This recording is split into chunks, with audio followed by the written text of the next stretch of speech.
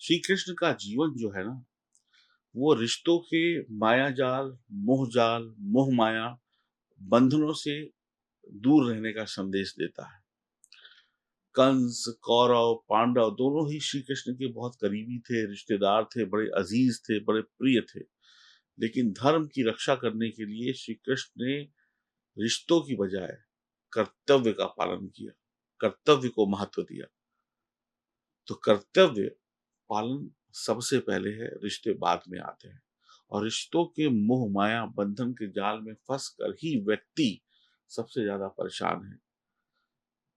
रिश्तों में बंधिए, रिश्तों में अपने धर्म और अपने कर्तव्य को निभाइए, लेकिन रिश्तों में ऐसे मस्त मत हो जाइए कि दुनिया को आप देख ही ना सकें। क्योंकि बहुत सारे लोग अपने ही रिश्तों में बंधे हुए हैं और वहीं पर वो ऐसे बंध गए हैं कि उन्हें अब अच्छे और बुरे की कोई पहचान नहीं रह गई है।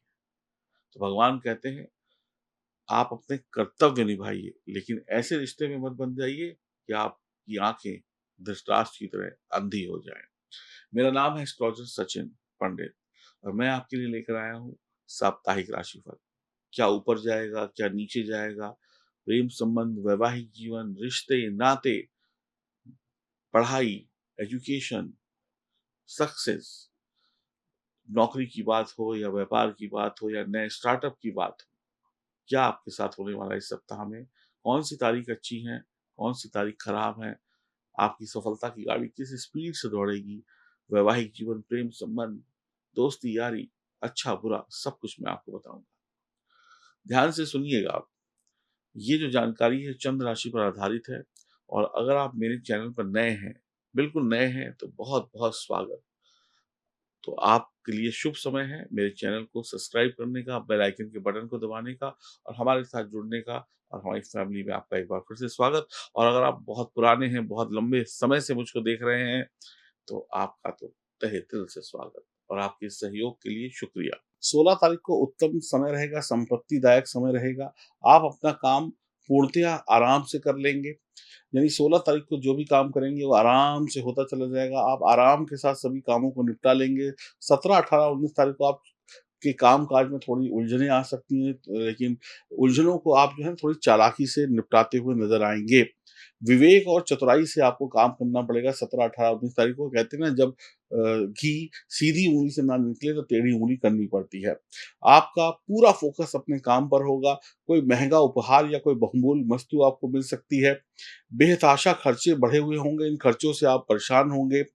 20 और 21 तारीख को समय विपरीत है, यानी आपके पक्ष में नहीं है। किसी समारोह में या दोस्ती यारी में या बातचीत में कहीं पर भी अपने घर पे ही आपका अपमान हो सकता है। आपकी कहते हैं ना, कोई आपको कुछ उल्टा-सीधा बोल सकता है जिससे आपको बेइज्जती महसूस हो सकती है। आपका अपमान हो सकता है।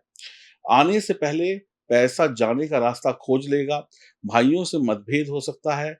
भाइयों से कुछ कहा-सुनी हो सकती है। परिवार में भाई-बहन से रिश्ते खराब हो सकते हैं। 22 और 23 तारीख को स्थितियाँ आपके पक्ष में बनेंगी। आर्थिक स्थिति में सुधार होगा। आप प्रसन्नचित्त होंगे। आपकी लाइफ़स्टाइल, आपकी जीवन शैली में थोड़ा बदलाव आएगा और आप अपनी गलतियों को सुधारेंगे और पिछले दिनों में जो कड़वे अनुभव हुए हैं, उनसे ऊपर उभरने की कोशिश भी करेंगे। अपनी गलतियों पे कहते हैं ना थोड़ा-सा ध्यान देंगे ताकि वो गलतियाँ दोबारा ना हों। मेष राशि वालों के लिए सप्ताह काफ़ी उतार-चढ़ाव भरा है। इस सप्ताह में आपके जीवन में सकारात्मक प्रभाव, यही अच्छी बात ये है कि आप अपनी गलतियों से सुधार करेंगे। आप अपने दिल की सुनेंगे। आप दोस्तों यारों के साथ, परिवार वालों के साथ कहीं यात्रा पर जा सकते हैं, लेकिन यात्रा पर जाते समय इस बात का ध्यान रखिएगा, कोई भी ऐसी बात मत करिएगा जिससे आपको कुछ उल्टी-सीधी सुनने को मिले। जुनून को आप फ़ॉलो करेंगे, यानी आपके अंदर जो जोश और जुनून है ना, उसको आप प्राथमिकता देंगे। कहते हैं ना, ओवर एक्साइटेड हो जाएँगे कुछ मामलों को लेकर, इसकी वजह से भी आपको नुकसान हो जाएगा। जीवन में आप ये जो 7 दिन बीतेंगे, कहीं न कहीं आप इनसे संतुष्ट नहीं होंगे। आपको लगेगा कि कहीं न कहीं ये वक़्त आपको झटके पे झटके दे रहा है। कभी थोड़ा सही हो गया, तो कभी थोड़ा खराब हो गया। लंबे समय से जो काम रुके हुए थे, कहीं न कहीं वो काम पूरे होने के रास्ते दिखाई पड़ेंगे, ये अच्छी बात है। इस सप्ताह में कार्य क्षेत्र में आपकी शक्ति का विस्तार होगा, साथ-साथ नौकरी में पदोन्नति होने के योग हैं, व्यापार में आपको कुछ नए लोगों का सहयोग मिलेगा जो आपको एक नया और एक अच्छा आइडिया दे सकते हैं। आपकी कंपनी को कोई नया प्रोजेक्ट मिल सकता है जिससे व्यापार बढ़ेगा।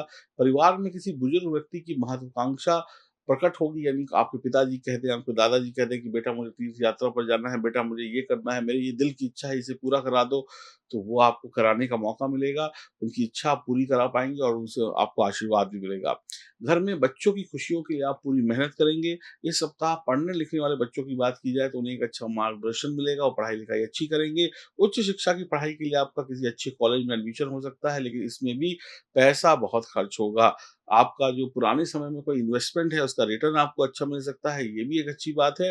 यदि आप कोई नया इन्वेस्टमेंट करना चाहते हैं, तो शुभ समय है, लेकिन बहुत सोच समझ कर करिएगा।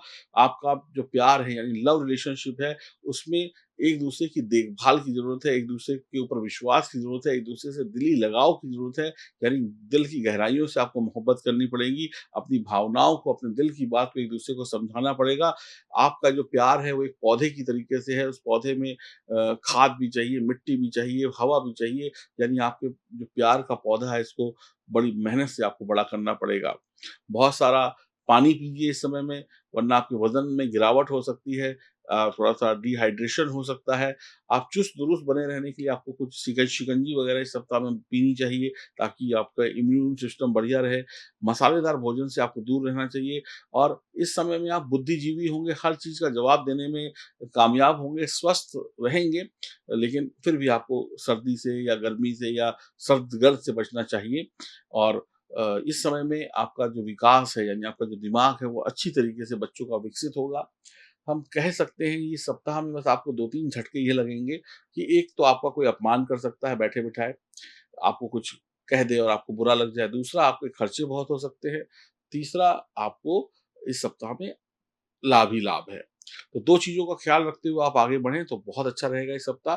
आपको भगवान शिव की आराधना करनी चाहिए। भगवान शिव की आराधना के साथ माँ सरस्वती की भी आराधना करनी चाहिए, ताकि आपको बल, बुद्धि, विद्या मिले और हनुमान जी की हनुमान चालीसा पढ़कर हनुमान जी से बल, बुद्धि, विद्या के साथ-साथ आप समस्त संसार की शक्तियों को भी माँग सकते हैं। फिर आपके लिए सब कुछ बेहतर होता चला जाएगा। तो खुश रहिए, प्रसन्न रहिए, आनंद में रहिए, मुस्कुराते रहिए और चैनल से जुड़े रहिए और अगर जीवन में कोई समस्या है, कोई परेशानी है, तो दिए गए नंबरों पे संपर्क करके अपनी जन्म कुंडली की जाँच कराइए। थोड़ा-सा उलझा-उलझा सा ये सप्ताह है, लेकिन कभी उतार तो कभी चढ़ाव, यही ज़िंदगी का दस्तूर है। आप अगर ख़्याल रखते हुए आगे बढ़ेंगे, जो तारीखें अच्छी हैं उनमें अच्छे काम करिए, जो बुरी तारीखें हैं उनमें बचिए, तो फिर आपको अच्छे रिज़ल्ट मिलेंगे। बाकी आपकी जन्म कुंडली में ग्रह कैसे बैठे हैं, उस पर भी बहुत कुछ निर्भर करेगा और जन्म कुंडली को मजबूत बनाने के लिए आपके पास एक ही रास्ता है, अपनी अपॉइंटमेंट बुक कराइए और अपनी कुंडली की जाँच कराइए। नंबर आपके सामने है। राधे-राधे।